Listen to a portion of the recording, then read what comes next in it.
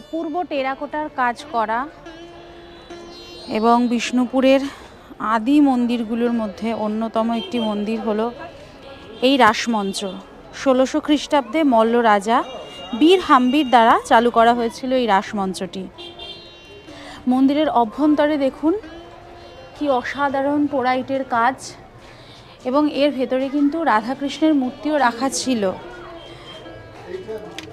এবং 1935 সাল পর্যন্ত এখানে বিশালভাবে বৈষ্ণব রাস উৎসব পালন করা হতো, কিন্তু বর্তমানে এটা একটা প্রোটেক্টেড মনুমেন্ট বা সংরক্ষিত স্মৃতিসৌধে পরিণত হয়েছে।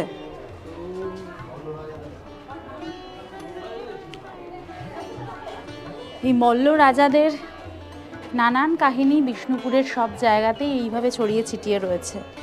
সম্পূর্ণ ভিডিওটি দেখার জন্য এখনই সাবস্ক্রাইব করুন সম্পিতানু ব্লগস।